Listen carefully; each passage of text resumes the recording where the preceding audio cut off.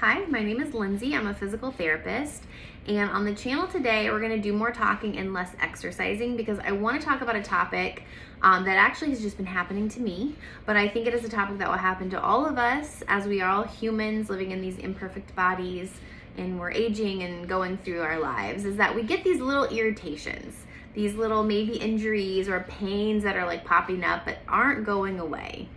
And we're kind of ignoring it, but it's not really going away. And we're just overwhelmed. We don't want to make an appointment to see the doctor or the physical therapist.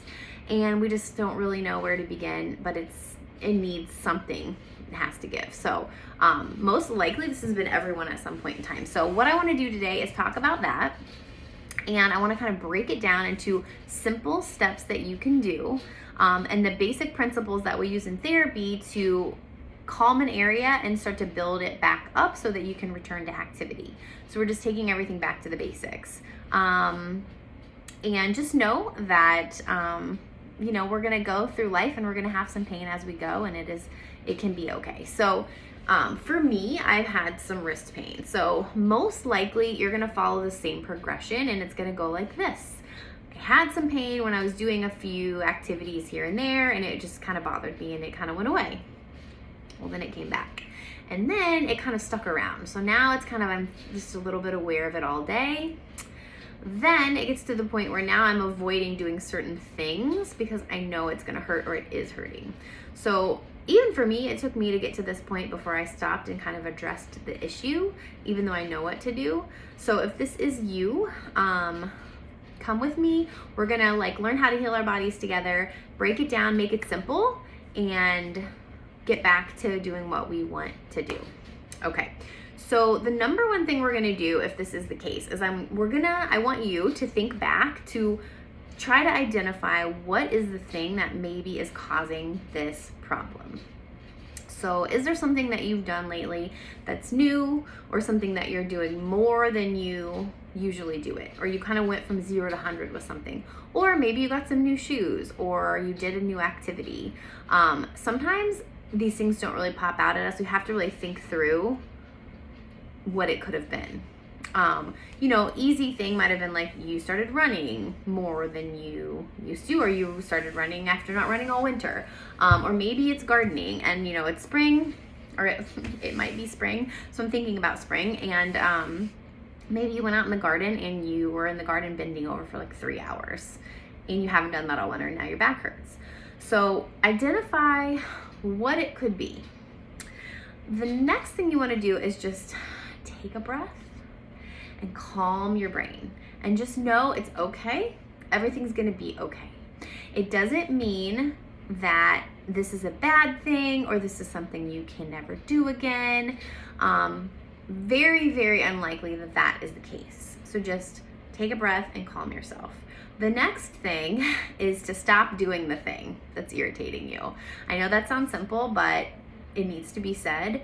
And again, when your brain starts going crazy, you're going to remind yourself that it doesn't mean I'm never going to run again or garden again or lift again.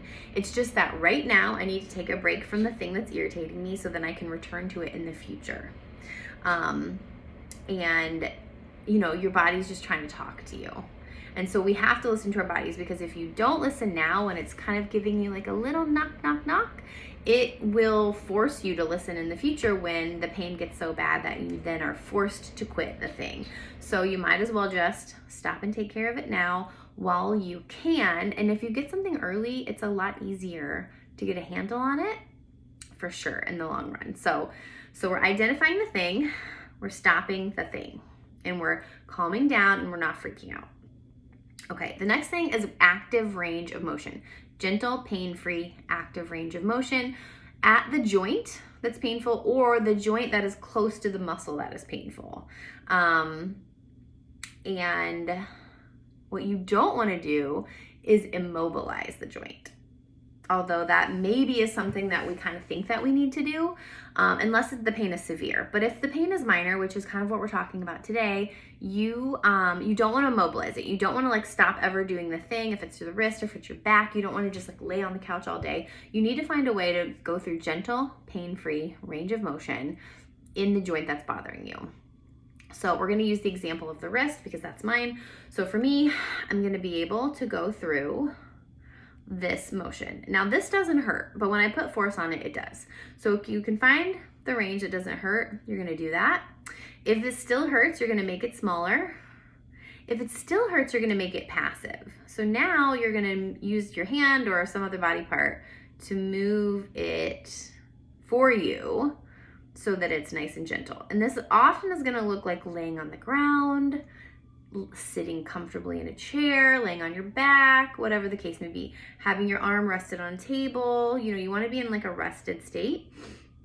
And again, this has to be pain-free. You also wanna move with every plane that the joint moves in, you wanna move.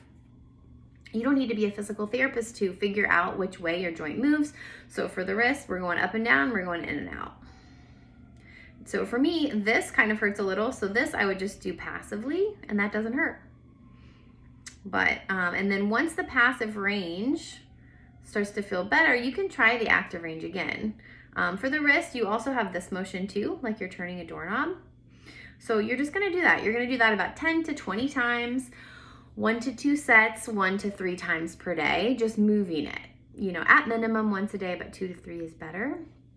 Okay, once you've been able to do that, you are gonna add some stretch. So for this one, maybe we go all the way up here. We give it a little stretch, about 30 seconds. We take a break. We do it again, 30, and you do that 3 times. And you do that for every plane of motion. So we do it for this motion, we do it for this motion, all the motions, okay? Again, has to stay pain-free, gentle. You need to be able to breathe. We're not trying to like, you know, stretch it really far. We're just putting pressure, just a little bit of pressure. Breathe while you're doing it, stay calm, nice and gentle. Okay, now, as we're moving through these steps, you're doing all of them. So if you've moved on to the stretching phase, you're still gonna do the range of motion phase. And then what comes after that is going to be adding some force to the muscle in what we call an isometric. So you are putting some force through the muscle, but you're not moving it. So I will put my hand here. It's like I'm trying to push my hand. I'm trying to go into this direction, but my hand is blocking. So I'm pushing up, and what I'm doing is I'm just activating the muscle. And you can do an isometric in pretty much any muscle of the body. You wanna start out very gentle, and then you wanna make it a little harder, and then a little more force as you can, as long as it's pain-free. And you wanna do that for up to 10 seconds. Do it 10 times for 10 seconds in each direction, in each plane of motion.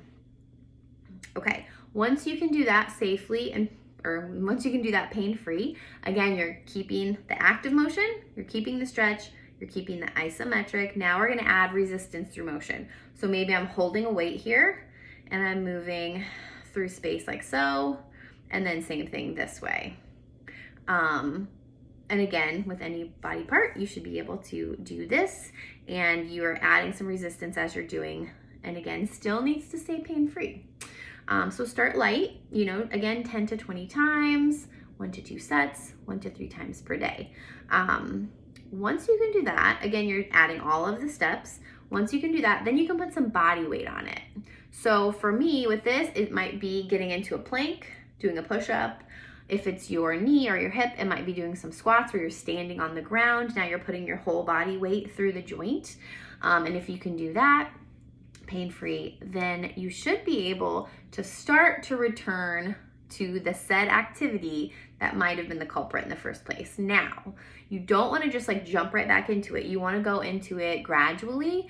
So let's say it's gardening. You know, the first day you hurt your back, it was like 3 hours of gardening. So you can go back and maybe you do 20 minutes.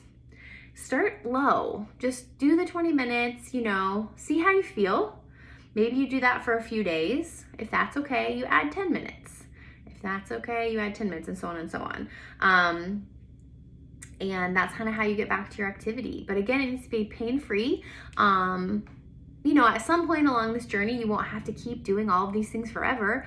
But, you know, if it's a little tweaky or you want to just keep doing them as you start to reincorporate that activity, keep doing it and kind of see how it feels. Now, if this doesn't do it, if this doesn't fix it, if this is a mess, you don't know what joints to move, please see a physical therapist. They can kind of identify issues and see things and, have the knowledge of the body that you don't have, that you need to kind of figure out, like, where did this begin and what's going on, and how to get a handle on it. Sometimes you need people to get their hands on and kind of calm things down, but this is a great way for you to take some authority, take some action back for your body. The human body can heal. It just needs the opportunity to do so in most cases.